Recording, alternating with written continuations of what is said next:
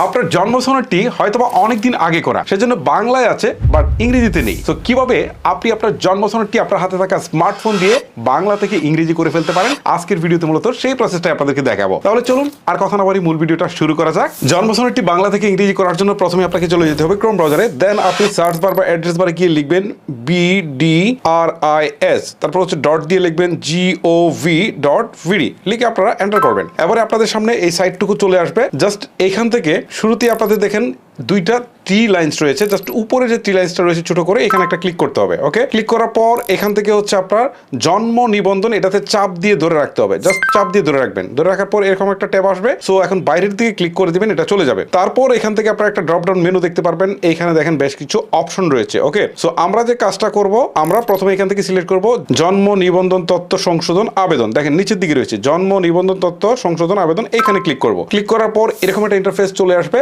So এখান থেকে আমরা একটু স্ক্রল করে নিচের দিকে আসবো। এখান থেকে আমাদের জন্ম নিবন্ধন নাম্বারটা দিতে হবে, তারপর হচ্ছে জন্ম তারিখ দিতে হবে, তারপর ক্যাপচাটা ফুলফিল করতে হবে। ওকে, আমরা প্রথমে জন্ম নিবন্ধন নাম্বারটা দিয়ে দিচ্ছি। আমি জন্ম নিবন্ধন নাম্বারটা দিয়ে দিয়েছি, এবার জন্ম তারিখটাও দিয়ে দিচ্ছি। জন্ম তারিখ দিয়ে দেওয়ার পর এখানে যে ক্যাপচাটা রয়েছে এটা আমি দিয়ে দিচ্ছি। এখন অনুসন্ধান অপশনটাতে একটা ক্লিক করে দিচ্ছি। এখন দেখেন নিচের দিকে একটা অপশন চলে আসছে।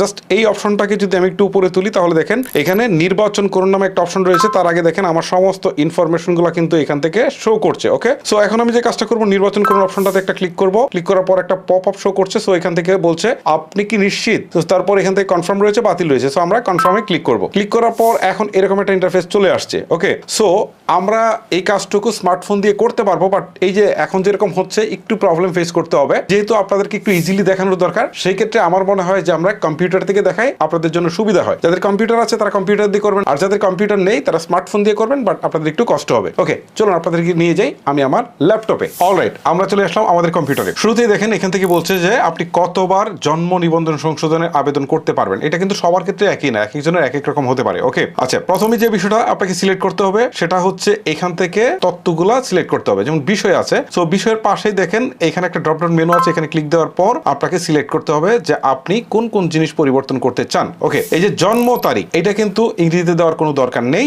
সো আর পিতা মাতার কততম সন্তান, এটাও কিন্তু ইংলিশে দেওয়ার কোনো দরকার নেই। লিঙ্গ, এটাও কিন্তু দেওয়ার দরকার নেই। এখানে দরকার আছে যেটা হচ্ছে সেটা হচ্ছে পিতার নাম, মাতার নাম, তারপর হচ্ছে নিজের নাম, এই অংশগুলো আমি দেখাচ্ছি। ধরেন প্রথমে আমি যেটা করব সেটা হচ্ছে নামের প্রথম অংশ, এটা আমি সিলেক্ট করব। বাংলায় না, এখানে ইংরেজি আছে, ইংরেজিটা সিলেক্ট করব। ঠিক আছে, এই একটা সিলেক্ট হলো। তারপরে আরো তথ্য সংযোজন করুন, এখানে ক্লিক দেওয়ার পর এখান থেকে হচ্ছে নামের শেষ অংশ, এইটা সিলেক্ট করলাম। মানে এটা হচ্ছে যে অ্যাপ্লিক্যান্ট যে আবেদনটা করছে তার এটা। তারপরে আরো তথ্য সংযোজন করুন, এখানে ক্লিক দিব। দেওয়ার পর হচ্ছে এখান থেকে ড্রপ ডাউন মেনু থেকে সিলেক্ট করব কি পিতার নাম ইংরেজি, এইটা। তারপরে আরো তথ্য সংযোজন করুন, এখানে ক্লিক দিব। মাতার নাম ইংরেজি, এটা সিলেক্ট করলাম। ওকে, আচ্ছা, আমরা এই চারটাকে সিলেক্ট করেছি। যেগুলোতে ইংরেজির অপশন আছে জাস্ট সেগুলো সিলেক্ট করব। এখানে যদি আমরা আরো তথ্য সংযোজন করুন এই অপশনে যদি ক্লিক দেই, তাহলে দেখেন এখান থেকে কিন্তু আর বাকিগুলাতে এই যে বাংলা ইংরেজি এই অপশনগুলো কিন্তু নেই। সো আমরা ওইখান থেকে আর কোনো কিছু সিলেক্ট করব না, আমরা জাস্ট হচ্ছে এই সাবজেক্টটাকে ডিলিট করে দিব। এটার পাশে দেখেন ডিলিট আছে, ডিলিটে ক্লিক দিলে এটা চলে যাবে। ওকে, এবারে দেখেন নিচের দিকে একটা অপশন রয়েছে, সেটা হচ্ছে জন্মস্থানের ঠিকানা সংশোধন, তারপর আরেকটা হচ্ছে স্থায়ী ঠিকানা সংশোধন, আরেকটা হচ্ছে বর্তমান ঠিকানা সংশোধন। সো এখানে যে চেক বক্স রয়েছে, এখানে যদি ক্লিক দেন, ক্লিক দেওয়ার সাথে সাথে এখানে কিন্তু আপনার এই অপশনটুকু অন হবে। সো এখান থেকে আপনাকে এই ইনফরমেশনগুলো কিন্তু ফুলফিল করতে হবে। আমি আপনাদেরকে একটা একটা করে দেখাচ্ছি। ওকে, আমি প্রথমে জাস্ট উপরে যে বিষয়টা সিলেক্ট করেছিলাম এখান থেকে আপনাদেরকে দেখায়, একদম স্টেপ বাই স্টেপ নিচের দিকে যাব। বিষয়ের জায়গায় প্রথমে আমরা সিলেক্ট করেছিলাম কি এখান থেকে নামের প্রথম অংশ। সো আমি এখান থেকে নামের প্রথম অংশটা দিয়ে দিচ্ছি। ওকে, নামের প্রথম অংশটা দিয়ে দিলাম। এখানে সংশোধনের কারণ ভুল লিপিবদ্ধ করা হয়েছিল। ওকে, একটা অপশনে যেহেতু আছে, এখানে আর কোনো অপশন নেই, সো এটাই দিয়ে দিলাম। তারপরে হচ্ছে নামের শেষের অংশ, শেষের অংশটা দিয়ে দিচ্ছি। দিয়ে সেম ভাবে আবার এটা হচ্ছে ভুলভাবে লিপিবদ্ধ করা হয়েছিল। তারপর হচ্ছে এখান থেকে পিতার নামটা ইংলিশে দিয়ে দিচ্ছি। এখানে কিন্তু নামের প্রথম অংশ আর দ্বিতীয় অংশ নেই, এটা একবারই দিয়ে দিতে হবে। ওকে, এটাও সেম ভাবে ভুল লিপিবদ্ধ করা হয়েছিল, সিলেক্ট করে দিচ্ছি। তারপরে হচ্ছে মাতার নামের অংশটা, এটাও আমি এখান থেকে দিয়ে দিচ্ছি। মাতার নামের এটাও সেম ভাবে হচ্ছে ভুলভাবে লিপিবদ্ধ করা হয়েছিল, দিয়ে দিলাম। ওকে, সো এখন দেখেন এখান থেকে জন্মস্থানের ঠিকানা সংশোধন করব। সো এটার জন্য প্রথমে হচ্ছে দেশ সিলেক্ট করব। আমারটা যেহেতু বাংলাদেশ, সো আমরা বাংলাদেশেই সিলেক্ট করে দিব। বাংলাদেশ প্রথমে আছে, সিলেক্ট করে দিলাম। তারপর হচ্ছে এখান থেকে ডাকঘর, বাংলায় দিতে বলছে। ওকে, ডাকঘর আমি দিয়ে দিচ্ছি, ডাকঘর দিয়ে দিলাম। তারপর হচ্ছে এখান থেকে গ্রামের নামটা দিয়ে দিলাম, গ্রামের নাম দিয়ে দিলাম। তারপর হচ্ছে এখান থেকে বাস বাসা বা সড়ক নাম্বার এটা চাচ্ছে। ওকে, সো এটা ম্যান্ডেটরি না, এটা না দিলেও কোনো সমস্যা নেই। এখন এখান থেকে বিভাগ চাচ্ছে, সো আমি এখান থেকে বিভাগটা দিয়ে দিচ্ছি। তারপর হচ্ছে এখান থেকে দেখেন ডাকঘরটা কিন্তু বাংলায় চলে আসছে। তারপর হচ্ছে এখান থেকে বলছে গ্রামের নামটা ইংলিশে দিতে, সো এটা আমি দিয়ে দিচ্ছি, দিয়ে দিলাম। তারপর দেখেন এই পাশ দিয়ে একটা অপশন চলে আসছে, এই পাশের অপশনটা এই পাশে চলে আসছে, এটা হচ্ছে ডাকঘর ইংরেজিতে, সো এটা আমরা দিয়ে দিচ্ছি, ডাকঘরটা ইংলিশে দিয়ে দিচ্ছি। সো এখান থেকে কিন্তু আমাদের জন্মস্থানের ঠিকানাটা সম্পূর্ণ দেওয়া হয়ে গেল। ওকে, এখন আমরা যে কাজটা করব, এখান থেকে স্থায়ী ঠিকানা সংশোধন করুন এই অপশনটাতে ক্লিক দিব। আবার সমস্ত তথ্যগুলো সেম ভাবে দিয়ে দিব, তবে এই তথ্যগুলো কিভাবে ফিল আপ করছি সেটা আর আপনাদেরকে দেখাচ্ছি না, কারণ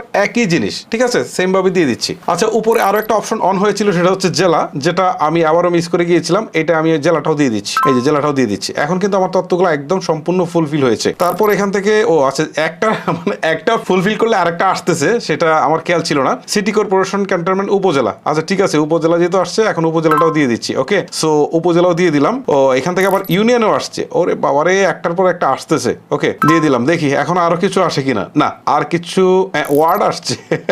আচ্ছা ঠিক আছে, ওয়ার্ডও দিয়ে দিলাম, দেখি ওয়ার্ডের পরে কিছু আসে কিনা। না, ওয়ার্ডের পরে আর কিছু আসে নাই। সো দেখতে পাচ্ছেন আপনারা সম্পূর্ণ অ্যাড্রেসটা আমি কিন্তু দিয়ে দিলাম। ওকে, সো এখান থেকে যেগুলো ইংলিশে করার কথা ছিল সেগুলো ইংলিশে দিয়েছি, আর যেগুলো বাংলায় করার কথা ছিল বাংলায় কিন্তু আমি দিয়ে দিয়েছি। এখন বাকি ইনফরমেশন, অর্থাৎ হচ্ছে আমার স্থায়ী ঠিকানাটা দিচ্ছি, তারপর বর্তমান ঠিকানাটা দিয়ে তারপর আপনাদের সাথে আবারও আমি যুক্ত হচ্ছি। আচ্ছা, আমি কিন্তু সমস্ত ইনফরমেশনগুলো ফুলফিল করে ফেলেছি। আমার হচ্ছে জন্মস্থানের ঠিকানা, তারপর হচ্ছে স্থায়ী ঠিকানা, বর্তমান ঠিকানা সবগুলো ফুলফিল করা হয়ে গেছে। এখন ইম্পর্টেন্ট একটা কাজ করতে হবে, সেটা হচ্ছে এখান থেকে সংযোজনে একটা অংশ আছে, বা আপলোড বাতিল, দেখেন এরকম একটা অপশন আছে। এখান থেকে আসলে কি সংযোজন করতে বলছে তারা, এটা হচ্ছে প্রশ্ন। আপনি যে আসলে সংশোধনটা করতে চাচ্ছেন, ঠিক আছে, আপনার তো বাংলায় ছিল, এখন ইংলিশে করতে চাচ্ছেন, সো এই যে ইংরেজিতে আপনি করবেন, এই ক্ষেত্রে আপনাকে কিছু প্রমাণক দাখিল করতে হবে যে এটা হচ্ছে আপনার ইংরেজি নামের স্পেলিং, বা এটা হচ্ছে ইংরেজি নামটা, এটা আপনাকে প্রুভ করতে হবে। প্রুভ করার জন্য আপনাকে এটার এগেইনস্টে কিছু কাগজপত্র সাবমিট করতে হবে। ধরেন আমি যেটা সাবমিট করব সেটা হচ্ছে আমার এসএসসি সার্টিফিকেট যেটা রয়েছে সেটা একটা স্ক্যান কপি সাবমিট করব, এবং আমার কাছে যেহেতু পাসপোর্ট আছে আমি পাসপোর্টের একটা কপি সাবমিট করব, তারপর আমি স্মার্ট কার্ডটা সাবমিট করব। এখন যদি আপনার কাছে স্মার্ট কার্ড থাকে তাহলে স্মার্ট কার্ড দিবেন, অথবা এসএসসি বা পিএসসি বা জেএসসি সার্টিফিকেটের একটা কপি হচ্ছে আপনারা সংযুক্ত করবেন স্ক্যান করে। ওকে, আর পাসপোর্ট থাকলে পাসপোর্ট দিয়ে দিবেন, আবার আদার্স আরো যদি কোনো কাগজপত্র থাকে যেগুলো সাবমিট করা যায় তাহলে আপনারা সবগুলাই দিয়ে দিবেন, তাহলে কিন্তু আপনার আবেদনটা বাতিল হবে না, পারফেক্টলি হয়ে যাবে। ওকে, সো আমি একটা করে সংযুক্ত করছি। আরেকটা বিষয় বলি, যাদের বয়স কম, যাদের হচ্ছে এনআইডি হয় নাই, তারা হচ্ছে স্কুলের যে আইডি কার্ড রয়েছে সেটা দিয়ে দিবেন, এবং পিএসসি বা জেএসসি সার্টিফিকেট যেটা রয়েছে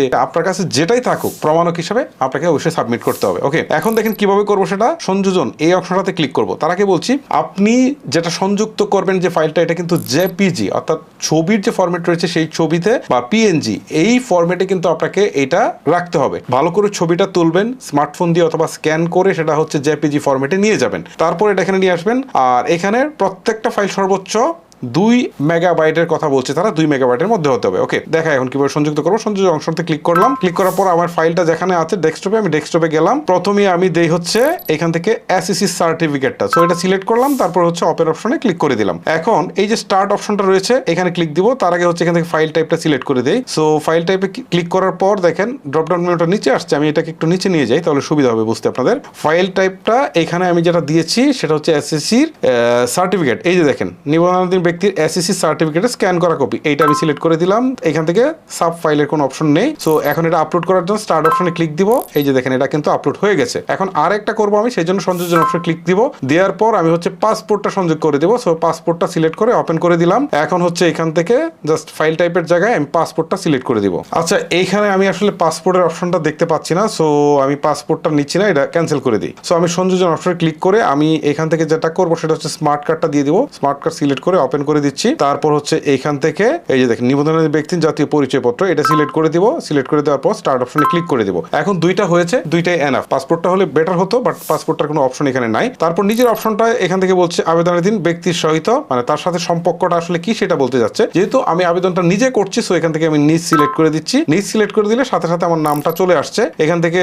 তারপর ইমেল অ্যাড্রেস দিতে বলছে, এটা না দিলেও কোনো সমস্যা নেই। তারপরে এখান থেকে বলছে একটা ফোন নাম্বার দিয়ে ওটিপি পাঠাতে। ওকে, আমি জাস্ট হচ্ছে একটা ফোন নাম্বার নাম্বার দিয়ে দিচ্ছি। ওকে, আমি আমার ফোন নাম্বারটুকু দিয়ে দিয়েছি। এবার হচ্ছে ওটিপি পাঠান, এখানে একটা ক্লিক করে দিচ্ছি। আচ্ছা, একটা কথা আপনাদেরকে বলি, আপনারা যদি এমডির পরে ডট দিতে চান, ডট কিন্তু নিবে না। আমি এখানে ডট দিয়েছিলাম, নেয় নাই, সো ডটটা আপনারা কেটে দিবেন। ওকে, আমি এখানে ওটিপি পাঠান বাটনে আবারও একটা ক্লিক করে দিচ্ছি। সো আমার সিমে একটা কোড চলে আসবে, এটা এখান থেকে বসাতে হবে। দেখি, হ্যাঁ অলরেডি কোডটা চলে আসছে, আমি কোডটা এখানে বসিয়ে দিই। ওকে, আমি কোডটা বসিয়ে দিলাম, এখন সাবমিট অপশনে একটা ক্লিক করে দিচ্ছি। ওটিপি ভেরিফিকেশন শেষ। এখন দেখেন এখান থেকে বলছে সাকসেস, আবেদনপত্রটি সফলভাবে সাবমিট করা হয়েছে। তারপর এখান থেকে বলছে যে আবেদনপত্রটি সংশ্লিষ্ট কার্যালয়ে দাখিল করা হয়েছে, আপনার আবেদনপত্রের নাম্বার হচ্ছে এটা। তারপর বলছে ভবিষ্যৎ অনুসন্ধানের জন্য আবেদনপত্রটি সংরক্ষণ করে রাখুন। তারপর বলছে যে নিচের প্রিন্ট বাটনে ক্লিক করে আবেদনপত্রটি প্রিন্ট করে প্রয়োজনীয় কাগজপত্র সহ আগামী 16, 21, 24 তারিখের মধ্যে সংশ্লিষ্ট নিবন্ধকের কার্যালয়ে দাখিল করবেন। ওকে, সো নর্মালি এখান থেকে আবেদন প্রিন্টে ক্লিক দেওয়ার পর কিন্তু আবেদনপত্রটি ওপেন হওয়ার কথা ছিল, বাট এখান থেকে এভাবে হচ্ছে না। সো